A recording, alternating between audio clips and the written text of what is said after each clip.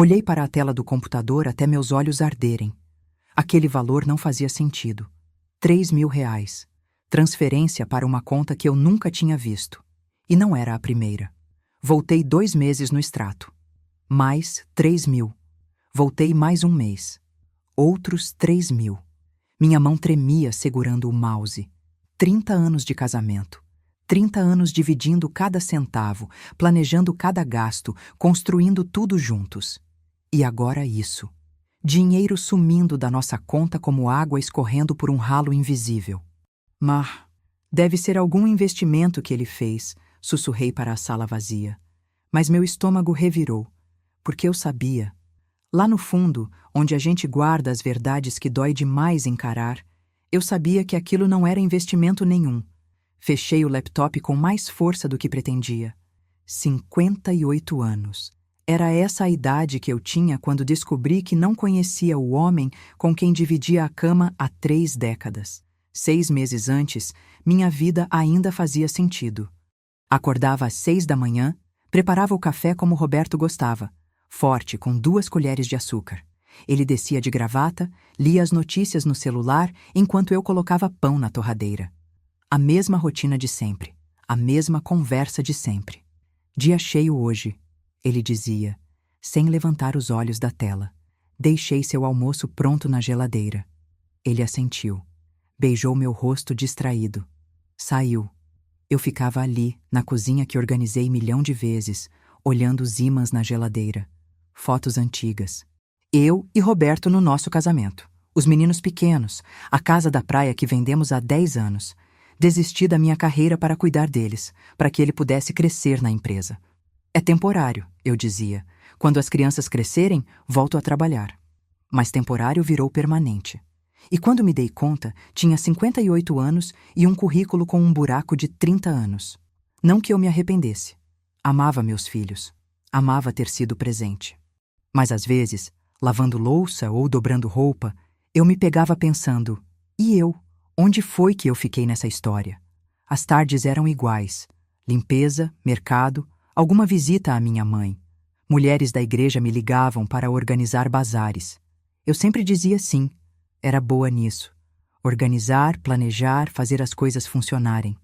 Você é um anjo, Marta, diziam.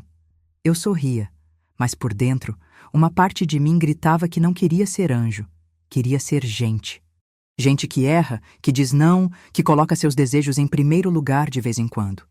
Roberto chegava às 7. Jantávamos assistindo o jornal. Ele comentava sobre o trabalho.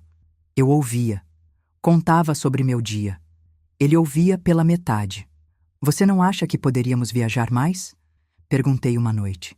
Está louca? Com a crise que está? A empresa mal está se mantendo. Engoli a decepção com um gole de água. Era sempre assim. Meus desejos pequenos demais perto das preocupações dele. Aos domingos, íamos à casa dos pais dele, toda a família reunida. Eu preparava meu famoso rocambole. Todos elogiavam. Roberto segurava minha mão durante a reza. Vocês são o casal mais sólido que conheço, dizia a cunhada com inveja na voz. E eu acreditava nisso. Acreditava que tínhamos construído algo forte, algo real. Como eu estava enganada. Levei 3 semanas para juntar coragem de confrontá-lo. 3 semanas olhando aquele extrato todas as noites, procurando uma explicação que fizesse sentido. 3 semanas me convencendo que tinha que haver um motivo lógico. Roberto, precisamos conversar sobre as finanças. Ele levantou a cabeça do prato, surpreso. Eu nunca puxava esse tipo de assunto no jantar. O que tem? Notei umas transferências grandes, para uma conta que não reconheço. Vi o músculo do maxilar dele contrair. Foi rápido, quase imperceptível. Mas eu vi. Ah, isso. É um fundo de investimento novo que meu sócio indicou. Rendimento melhor. Mas por que não me contou? Esqueci. Ele voltou a comer. Está uma delícia essa carne. A facilidade com que mentiu me congelou, sem gaguejar, sem desviar o olhar, como se fosse a verdade mais natural do mundo. Naquela noite, não consegui dormir. Fiquei olhando para o teto, ouvindo a respiração pesada dele ao meu lado. Como uma pessoa dorme tão tranquila depois de mentir daquele jeito? No dia seguinte, comecei minha própria investigação. Tinha estudado contabilidade na juventude. Trabalhei 5 anos em escritório antes de engravidar do Pedro. Aquelas habilidades estavam enferrujadas, mas não mortas. Baixei todos os extratos dos últimos 2 anos. Criei uma planilha, categorizei cada gasto. E ali, bem na minha frente, estava o padrão.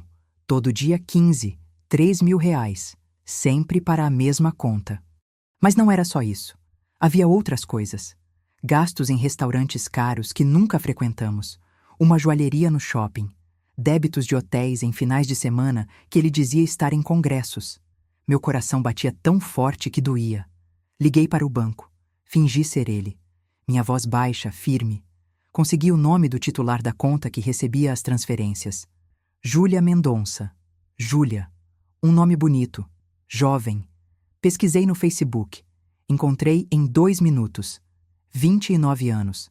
Cabelo loiro comprido. Sorriso perfeito. Fotos em restaurantes chiques. Fotos viajando. E fotos sozinha. Nenhum homem marcado. Nenhuma pista óbvia. Mas eu sabia. Cada célula do meu corpo sabia. Usei dinheiro da minha herança, uma pequena quantia que minha mãe me deixou e que mantive em conta separada, para contratar um investigador particular. Senti vergonha ligando para o escritório, como se estivesse admitindo falência do meu casamento para um estranho.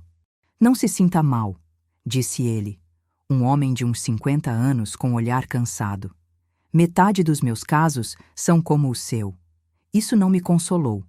2 semanas depois, ele me ligou pedindo para nos encontrarmos. Não pelo telefone, disse. Pessoalmente. Nos encontramos num café longe do centro. Longe de onde alguém pudesse me reconhecer. Ele colocou um envelope pardo na mesa. Você tem certeza que quer ver? Minha mão tremeu pegando o envelope. Mas eu precisava saber. Precisava da verdade completa, por mais que doesse. Abri. Fotografias. Roberto entrando num prédio. Roberto saindo de um carro com ela. Os dois num restaurante, ele segurando a mão dela sobre a mesa. Os dois entrando num hotel. Cada foto era uma facada. Ele paga o aluguel do apartamento dela, explicou o investigador. 1.500 por mês, o resto é mesada. Contas, roupas, viagens. Ele a mantém completamente. Há quanto tempo? Pelo que consegui rastrear, uns 2 anos. Mas pode ser mais. 2 anos. 730 dias mentindo para mim. 730 jantares fingindo normalidade. 730 eu te amo. Vazios. Tem mais, disse o investigador com relutância na voz. Olhei para ele. Conversei com conhecidos. Aparentemente não é a primeira vez. Houve outros casos. Ele tem um padrão. A sala começou a girar. A senhora está bem? Quer água? Neguei com a cabeça. Não queria água, queria dignidade de volta. Queria os 30 anos que dei a ele de volta. Mas o tempo não tem devolução. Domingo. Almoço na casa da sogra. Roberto passou a manhã toda me ajudando a preparar o rocambole. Brincou comigo na cozinha. Roubou pedaços da massa. Beijou minha nuca quando passei por ele. Ainda é a melhor cozinheira do mundo, disse, sorrindo. Olhei para aquele rosto. O rosto que conhecia de cor, as rugas ao redor dos olhos, o jeito que o cabelo grisalho caía na testa. Como ele conseguia? Como fingia tão bem? Na casa da sogra, representamos o papel de sempre. O casal perfeito, casados há décadas, sólidos como rocha.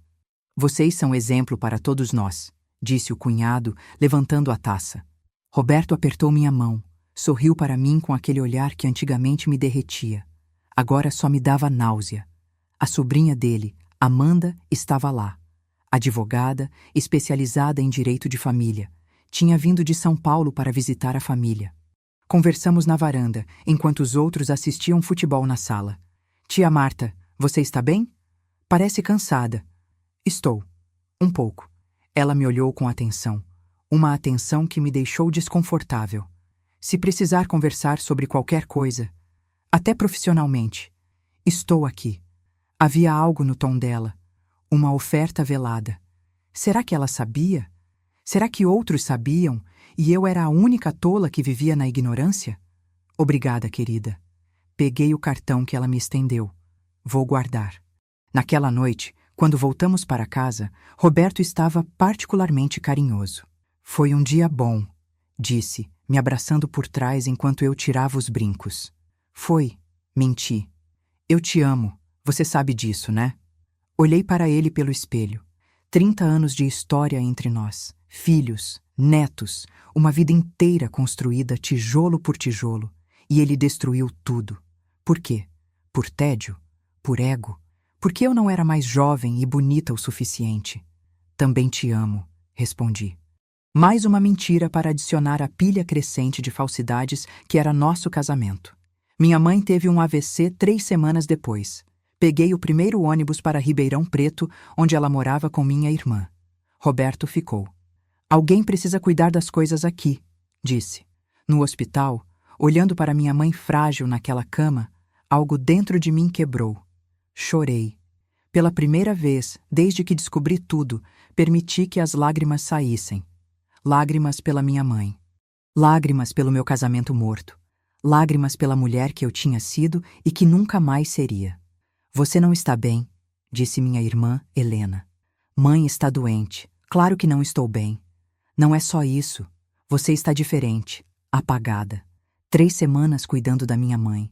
3 semanas longe dele, longe das mentiras, longe de fingir. E algo estranho aconteceu.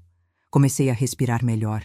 Cuidar da mãe era difícil, físico, emocional, exaustivo, mas era real, era honesto, não havia máscaras ali. Só amor e dedicação crua. Uma noite, quando minha mãe finalmente dormiu depois de horas agitada, sentei na varanda da casa da minha irmã. Ele está te traindo, não está? Helena perguntou sem rodeios. Não consegui negar, apenas assenti. Há quanto tempo você sabe? 2 meses. E vai fazer o quê? Era a pergunta de R$1 milhão, não era? O que eu ia fazer? Fingir que não sabia pelo resto da vida? Confrontar e perder tudo? Tentar salvar algo que já estava morto? Não sei. Helena pegou minha mão. Você sempre foi a forte. Sempre cuidou de todo mundo. Mas agora precisa cuidar de você. Você merece mais do que isso. Naquela noite tomei uma decisão. Não sabia exatamente qual ainda. Mas sabia que não ia mais ser a mulher que aceitava migalhas, que se contentava com mentiras, que se fazia pequena para caber na vida que outros desenharam para ela. Tinha 58 anos. Talvez fosse tarde demais para muita coisa, mas não era tarde demais para ter dignidade. Voltei para casa 3 semanas depois. Minha mãe estava estável. Ainda precisaria de cuidados, mas Helena podia gerenciar por enquanto. Roberto me buscou na rodoviária. Carregou minha mala, perguntou sobre minha mãe, dirigiu com uma mão no volante, a outra no meu joelho. Aquele gesto familiar que costumava me acalmar, agora só me deixava tensa. Senti sua falta, ele disse. Também. Em casa, tudo estava como eu deixei. Ele tinha tentado manter a ordem, louças lavadas, cama feita, um buquê de flores na mesa da cozinha. Para você, disse tímido. Boas-vindas. Peguei as flores, rosas amarelas, minhas favoritas. Ou será que eram? Será que ele realmente sabia o que eu gostava? Ou essa era mais uma suposição, mais um gesto automático sem significado real? Naquela noite, não consegui dormir. Fiquei olhando para ele, roncando suave, sem culpa, sem peso. E tomei a segunda decisão. Ia investigar tudo. Ia encontrar cada mentira, cada traição, cada centavo desviado. E ia usar tudo isso a meu favor, mas não de forma emocional, de forma estratégica. No dia seguinte, procurei o cartão da Amanda. Liguei. Preciso de uma consulta. Profissional. Encontramos num café 2 cidades ao lado. Ninguém nos conhecia lá. Contei tudo. Mostrei as fotos, os extratos, a documentação que tinha reunido. Amanda ouviu em silêncio. Profissional. Mas vi raiva passar pelos olhos dela. Tio Roberto! Ela começou, então se corrigiu. Seu marido foi muito descuidado. Essas transferências são rastreáveis. E você disse que tem formação em contabilidade? Tenho. Antiga, mas tenho. Ótimo, vamos precisar disso. Ela abriu o notebook. Aqui está o que vamos fazer. Amanda me aconselhou a fazer algo que eu nunca imaginei: confrontar Júlia. Ela também está sendo enganada, disse Amanda. Pode ser uma aliada. Como posso ter certeza? Não pode, mas vale a pena tentar. Mandei uma mensagem pelo Instagram. Precisamos conversar sobre Roberto. Ela respondeu em 2 horas. Quem é você? A esposa dele. Silêncio por 20 minutos. Depois, ele disse que era divorciado. Marcamos num café. Neutro. Público. Júlia chegou com os olhos vermelhos. Linda mesmo chorando. 29 anos. Tão jovem. Tão ingênua. Sentou na minha frente, tensa. Ele me enganou também? Foram suas primeiras palavras. Sim. Mostrei as fotos de família. Certidão de casamento, fotos recentes. Eu e Roberto na semana passada, no almoço da sogra. Ela começou a chorar. Soluços que sacudiam os ombros. Ele disse que você era só, que era casamento só no papel, que estavam separados há anos, que estava só esperando o momento certo para oficializar. Quantas mulheres já ouviram essa história? Quantas de nós já fomos ingênuas o suficiente para acreditar? Há quanto tempo? Perguntei. 2 anos. Nos conhecemos num evento da empresa. Ele era tão atencioso, carinhoso. Disse que eu era a mulher que ele esperou a vida toda. Meu estômago revirou. As mesmas palavras que ele me disse há 30 anos. Tem outras coisas que você deveria saber, disse Júlia, enxugando as lágrimas. Eu não sou a primeira. Ele comentou uma vez, bêbado, sobre outras mulheres. Falou como se fosse brincadeira. Mas não era. Então era um padrão, um hábito. Não um erro. Não um momento de fraqueza. Era quem ele era. O que você vai fazer? Ela perguntou. Vou me separar. Da forma mais vantajosa possível para mim. Olhei para ela. E você? Já terminei. Bloqueei ele de tudo. Não quero mais ver a cara dele. Nos despedimos com um abraço estranho. 2 mulheres feridas pelo mesmo homem, unidos por dor, por traição, por despertar. Comecei a fazer cursos online, atualização em contabilidade, finanças, Excel avançado. Todas as manhãs, depois que Roberto saía, eu estudava, absorvia informação como esponja. Meu cérebro, adormecido por décadas, acordava ansioso, faminto. Por que está estudando tanto?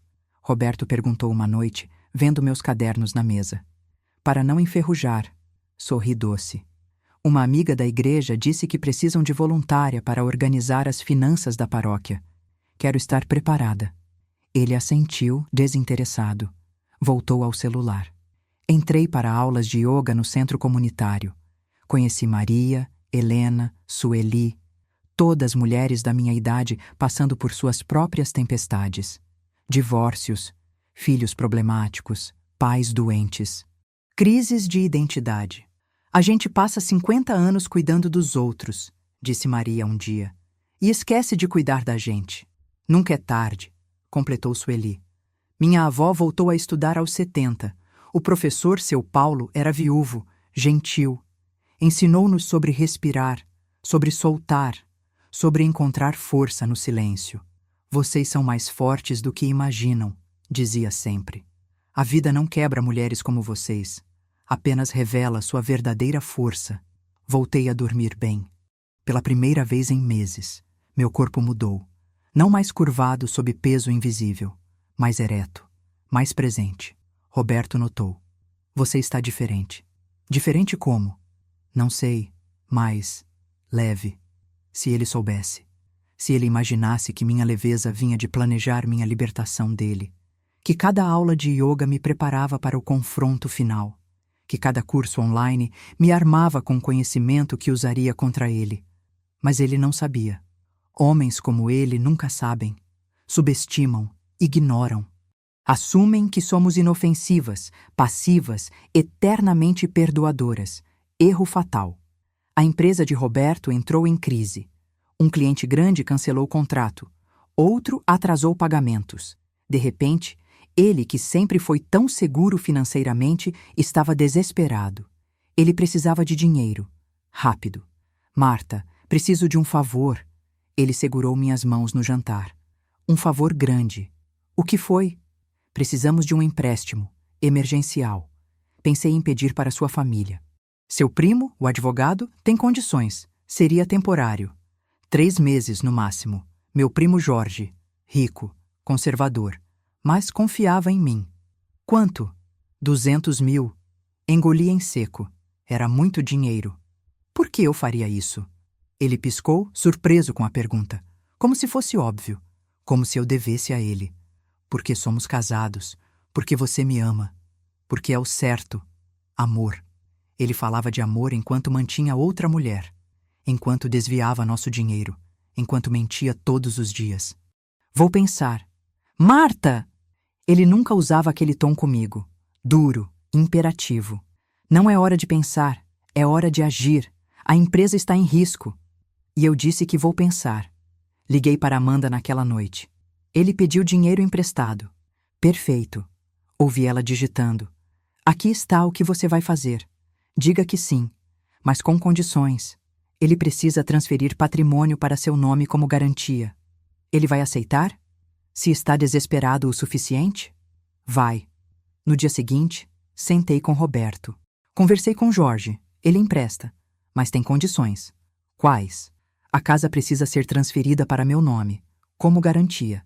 Se algo der errado, pelo menos temos onde morar. E 40% dos investimentos também. Vi o conflito no rosto dele.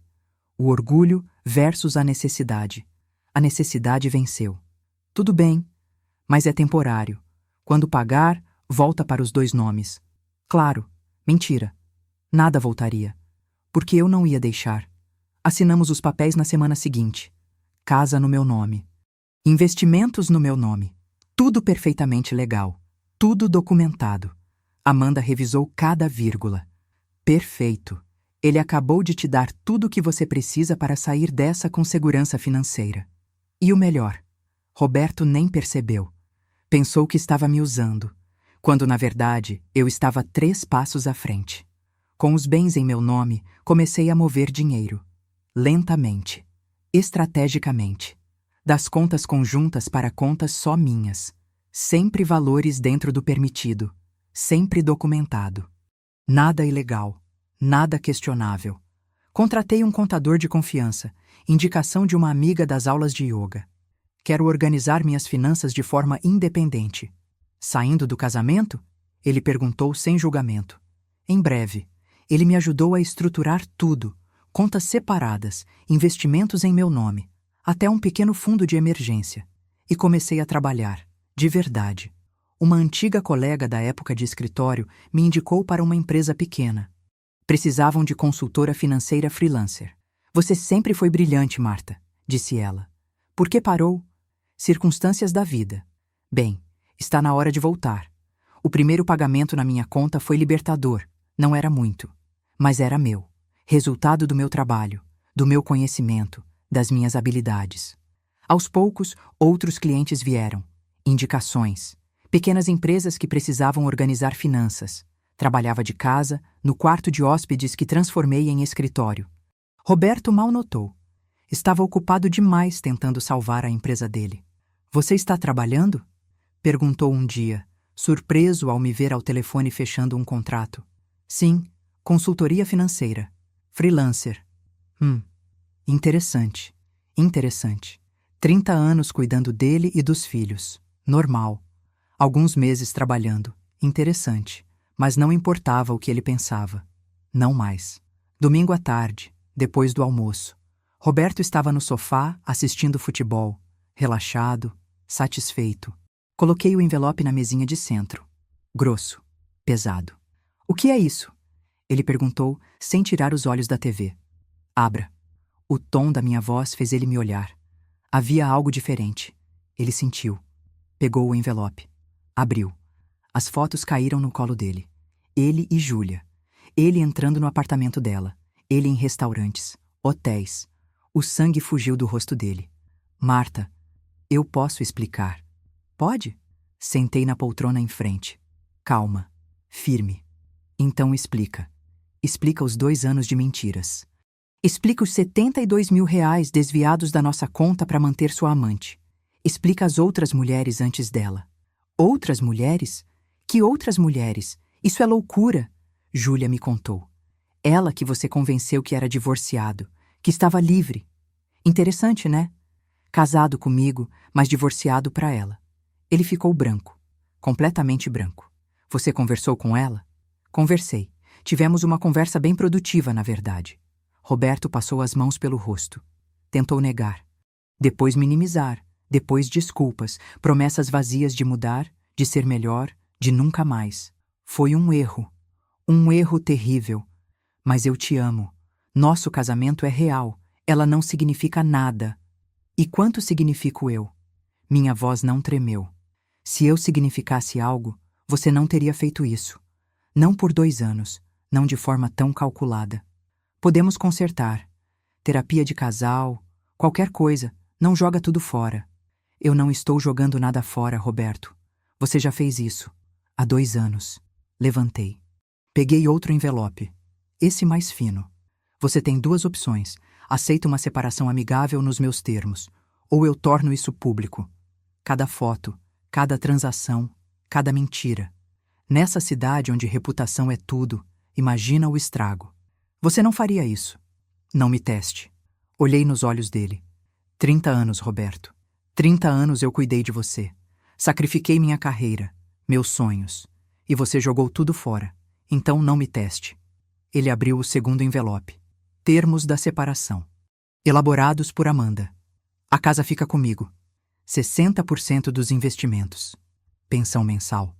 Isso é absurdo! Você está me destruindo! Não. Estou me salvando. Tem diferença. Dei 1 semana para ele decidir.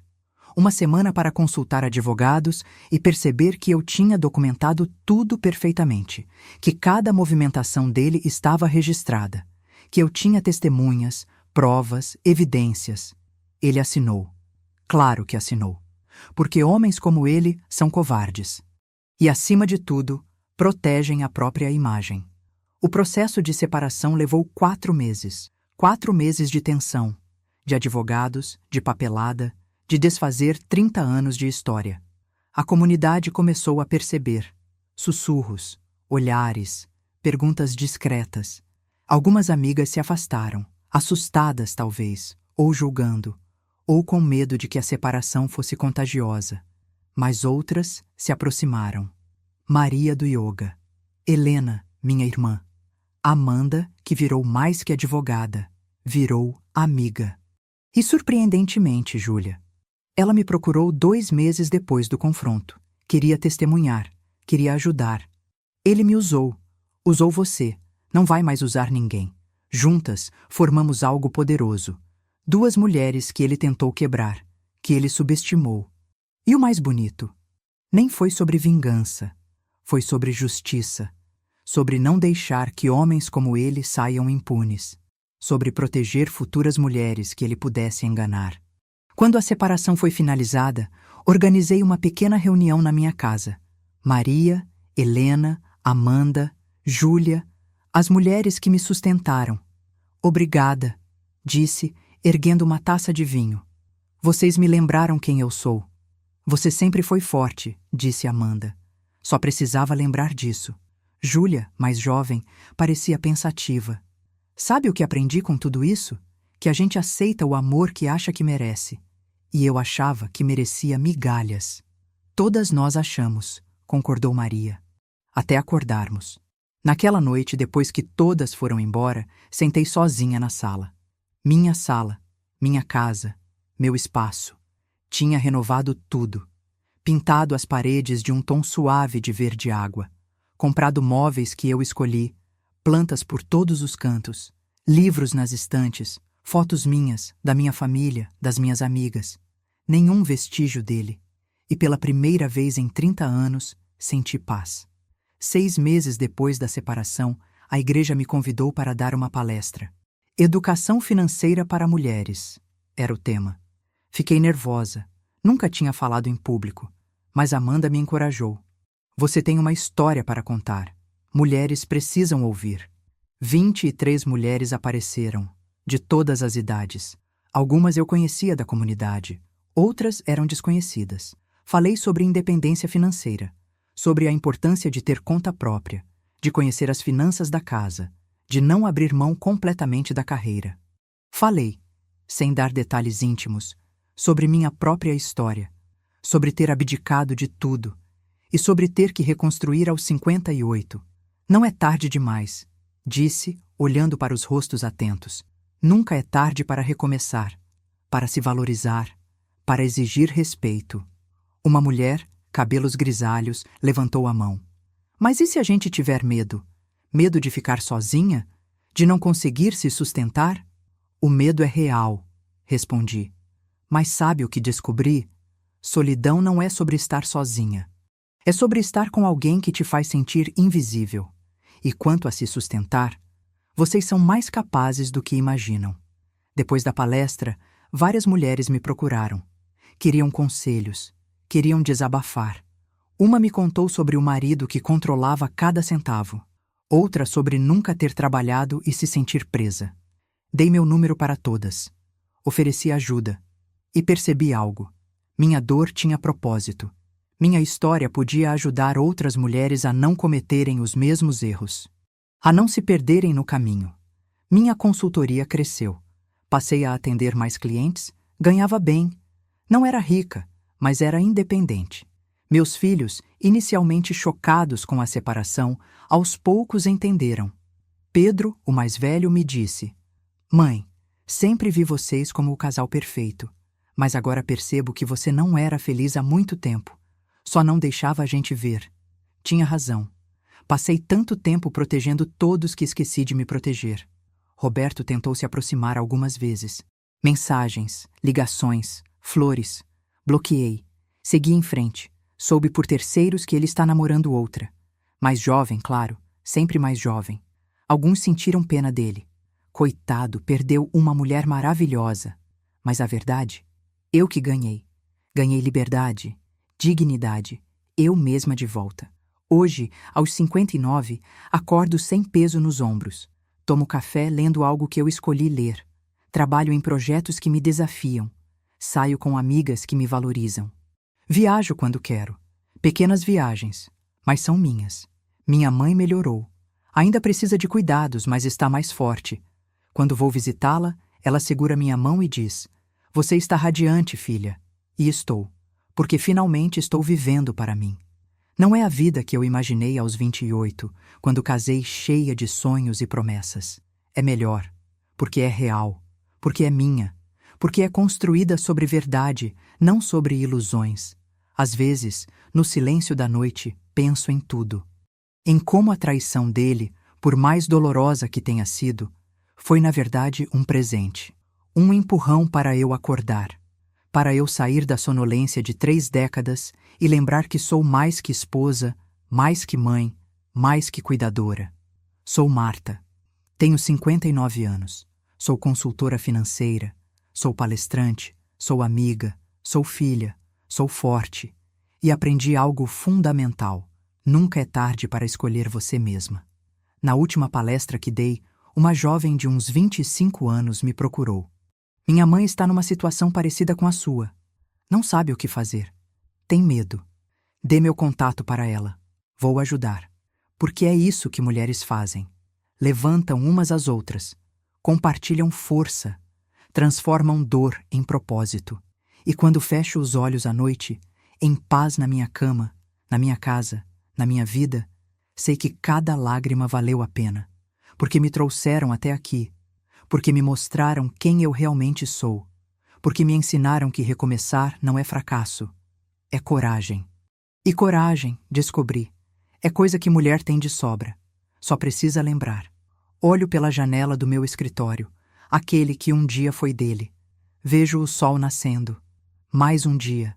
Mais uma oportunidade. Mais uma chance de viver autenticamente. E sorriu. Porque 59 anos não é o fim de nada. É apenas o começo da melhor versão de mim mesma. A versão que não aceita menos do que merece. A versão que não se faz pequena para caber na vida de ninguém. A versão que finalmente está em casa dentro da própria pele. E essa versão é imbatível.